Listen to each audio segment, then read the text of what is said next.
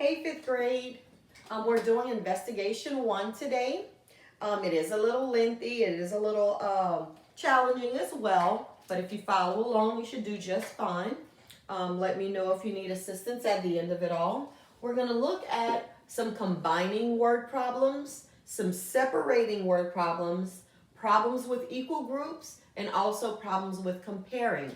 And then you'll do an exercise. I'll send you a copy of Lesson Activity 17. You will complete that and you will submit it to me. For the advanced students do have a little extra exercise.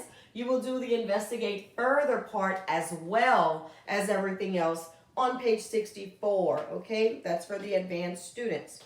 You should already know if you're in the advanced group. I've already sent out all of the communications as to what group you will be in.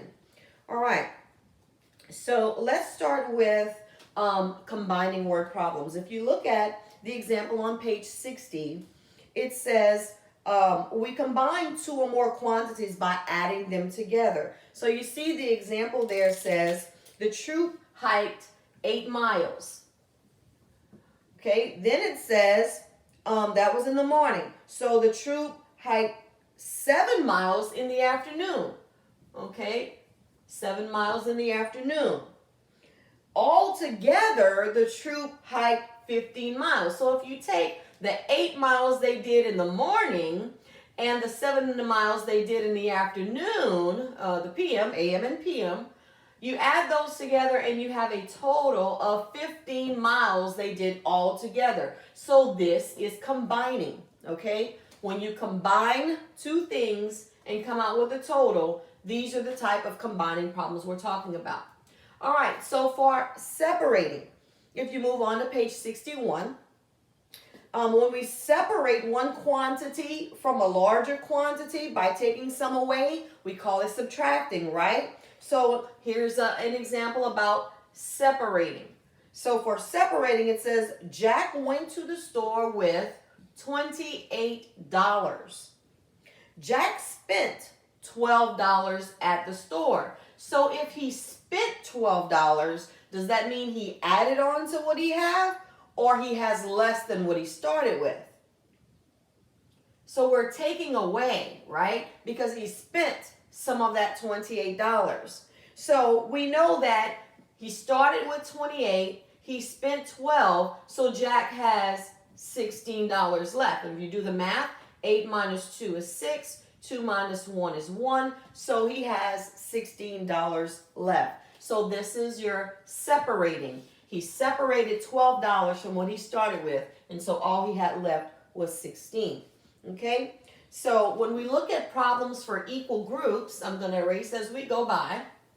Hopefully everyone has got this. You can always replay this as many times as you need, guys.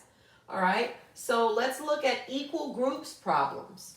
So for equal groups, some problems are about items that are clustered into groups, right, of equal sizes. So the problems might not describe the number of groups or the number in each group, and or the total number of groups.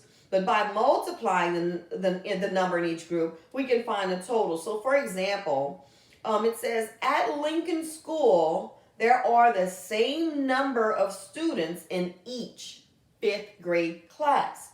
So it says at Lincoln School, there are 4 classes of 5th graders. Okay, there are 4 classes of 5th graders. And in each of those 4 classes, there are 30 students.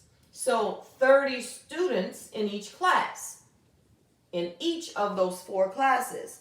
So altogether, if each of the 4 classes has 30 students, then you multiply how many classes by how many students in each class. So we're multiplying.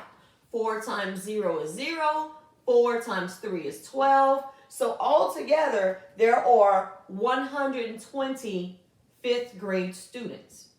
All right, they wanted to know how many 5th grade students there were, okay? If you would have said 120 students, I would have accepted that as well. As long as you use the proper unit of measure, we're good.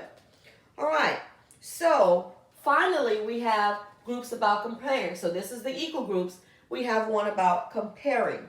And one way to compare two numbers is to find out how much larger or how much smaller one number is from another. Okay, so by subtracting the smaller number from the bigger number, remember always start with your big number and take away your small number, we would find the difference. So we have Abe is 5 years old. So here's Abe. He's 5 years old.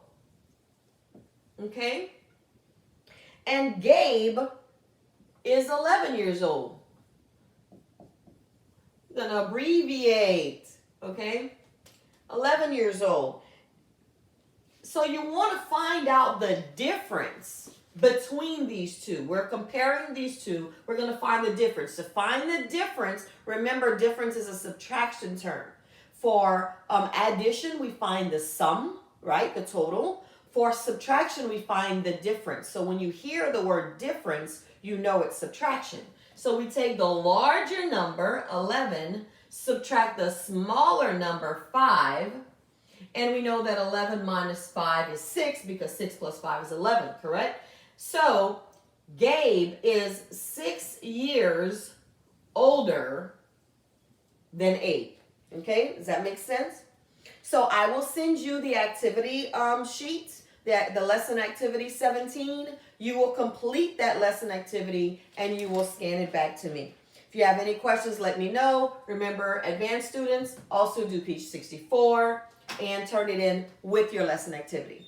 If you have any questions, please feel free to give me a call. Thank you guys.